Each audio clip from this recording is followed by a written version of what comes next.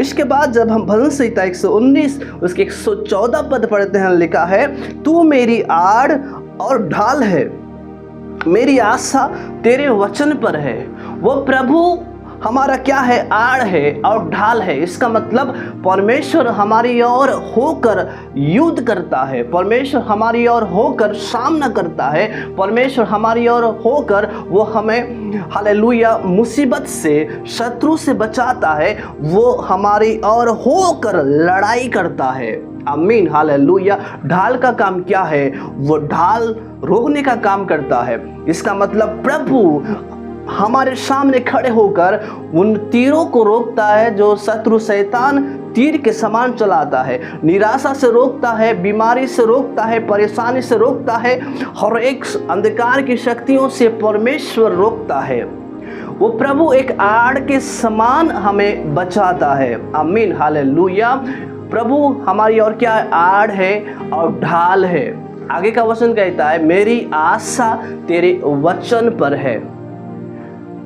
यदि आज आपकी आशा मनुष्य पर है, आपकी आशा धन दौलत पर है, आपकी आशा किसी पदवी पर है, आपकी आशा गाड़ी और बंगला पर है, आपकी आशा जमीन और जायदाद पर है, आपकी आशा किस क्षेत्र पर है कि आप उन पर आशा लगाए हुए हैं, यदि आपकी आशा बच्चों पर है कि बुढ़ापे में क्या होंगी, मेरा सहारा बनेंगे, यदि आपकी आशा बहू पर है, आपकी आशा आपके पति पर है, आपकी आशा सास पर है, आपकी आशा किस पर है? किस पर आप आशा रखते हैं? किसी को तो घोड़े पर भरोसा है, किसी को तो रथों पर भरोसा है, लेकिन हम हमेशा यहोवा पर हम भरोसा रखेंगे। प्रभु का वचन कहता है, यहोवा पर सदा भरोसा रख, उस पर आशा लगाए रख, क्योंकि प्रभु यहोवा सनातन चट्टान है। मतलब वह हमेशा बने रहने वाला प्रभु है, वो कभी गिरेगा नहीं, वो अटल प्रभु है। इस पर, उस अटल प्रभु पर क्या करना? आशा लगाए रहना। यदि आज आप किसी व्यक्तियों पर आशा लगाए हुए हैं, सांसारिक वस्तुओं पर आशा लगाए हुए हैं, तो आपका मन परमेश्वर के वचनों को पढ़ने के लिए मन नहीं लगेगा। क्यों? क्योंकि आपकी आशा वचन को छोड़कर अन्य क्षेत्रों पर है।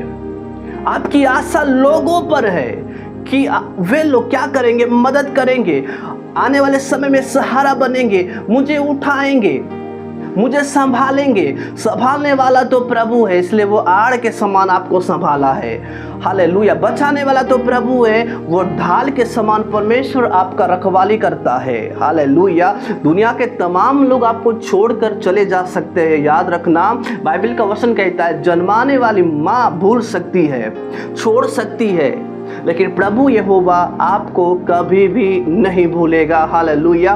क्योंकि आपका चित्र परमेश्वर अपनी हाथों में खोद कर बनाया है। आमीन, हालेलुया, हालेलुया, हालेलुया। दुनिया के तमाम लोग छोड़ सकते हैं, लेकिन प्रभु यहोवा कभी भी नहीं छोड़ेगा। इसलिए प्रभु यीशु पर आशा रखना, वचन पर आशा रखना, सनातन यहोवा पर आशा रखना। हालेलुया। जब आप उन चीज़ों पर आशा रखना छोड़कर प्रभु के कलाम पर, प्रभु के वचन पर आशा लगाओगे, आमीन, हालेलुया, आप दिन प्रतिदिन ऊंचा उठना शुरू कर देंगे। इसका मतलब बाइबल का परमेश्वर आपको धीरे धीरे ऊंचा उठाएगा। आमीन, हालेलुया। वचन आपको नहीं गिराएगा, वचन आपको डगमगाने नहीं देगा, वचन आपको संभालेगा, वचन आपको स्थिर करेगा, वचन आपको मजबूत करेगा, वचन आपको बल देगा, वचन आपके जीवन में एक अद्भुत काम को लेकर आएगा। इन आशा देने वाले वचनों को छोड़कर हम निराशा देने वाले वस्तुओं पर मन लगा रहे हैं। इसलिए बाइबल पढ़ने के लिए, वचन सुनने के लिए, बाइबल को खोलने के लिए मन नहीं लग रहा है, क्योंकि हमारी आशा अन्य क्षेत्रों पर है। हमारी आशा गर्लफ्रेंड और बॉयफ्रेंड बनाने में है, लोगों के साथ इकट्ठे होकर बदनाम करने में है, लोगों के साथ इकट्ठे होकर एक दूसरे को ठट्टों में उड़ाने में हमको क्या आ रहा है, मजा आ रहा है, तो बाइबल पढ़ने के लिए आपको मजा नहीं आएगा। क्यों? क्योंकि हमारे होठों से बुराई की बातें करने के लिए, गाली की बातें बोलने के लिए, झूठ की बातें बोलने के लिए हमको क्या आ रहा है, आनंद आ रहा है। तो कैसे आप परमेश्वर के वचन पर मन लगाकर आप अध्ययन करेंगे, मन लगाना आप शुरू करेंगे? नहीं कर पाएंगे। लेकिन जब आप अपने पाँव को बुरे रास्ते में जाने से रोक रखेंगे, तब आप परमेश्वर के वचनों में आप हमेशा बने रहेंगे, उसके वचन पर हालेलुया चलते रहेंगे। लास्ट वचन में कहना चाहूँगा, जब हम भजन संहिता 119 उसके 50 पद यदि हम पढ़ते हैं, लिखा है, मेरे दुख में मुझे शांति उसी से हुई है, क्योंकि तेरे वचन के द्वारा मैंने जीवन पाया है। मेरे निराशा में किसी ने साथ नहीं दिया, मेरे दुख में किसी ने साथ नहीं दिया, मेरे दर्द में किसी ने साथ नहीं दिया, मेरे आंसू में किसी ने साथ नहीं दिया। जब मैं टूट गया था किसी ने मुझे साथ नहीं दिया, जब मैं अकेला था किसी ने मुझे साथ नहीं दिया। लेकिन प्रभु के वचन ने आपको क्या दिया? हिम्मत दिया। प्रभु के वचन ने आपको क्या दिया? एक आशा दिया। प्रभु के वचन ने आपको क्या दिया? एक आनंद दिया। मुझे शांति तेरे वचन के द्वारा हुआ। आमीन, हालेलुया, हालेलुया। शांति देने वाली बातों को छोड़कर हम न्यूज के सामने बैठे हैं। हाँ, न्यूज समाचार देखना गलत नहीं है, लेकिन सबसे पहले हम प्राथमिकता टीवी को दिए हैं, न्यूज को दिए हैं, और वहाँ से बुरा समाचार हमारे कानों में आ रही है और हम देखकर हम टूट रहे हैं। हम उन चीज़ों को देखकर हम व्याकुल हो रहे हैं। निराशा हमारे जीवन में आ रहा है। आशा देने वाली बातों को छोड़कर हम निराशा के सामने बैठे हैं।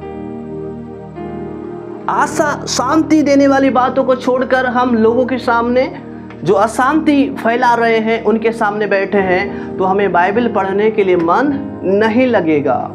क्यों? क्योंकि निराशा मन में आ गया है, अशांति आ गया है, दर्द आ गया है, दुख आ गया है।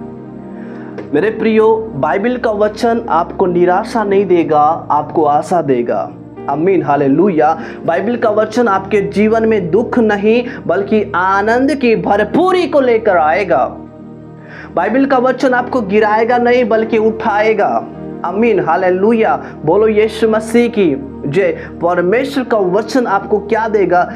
नया और ताज़ा और एक हालेलुया, एक उमड़ता हुआ जीवन आपको देगा जब आप परमेश्वर के वचनों को पढ़ना शुरू कर देंगे।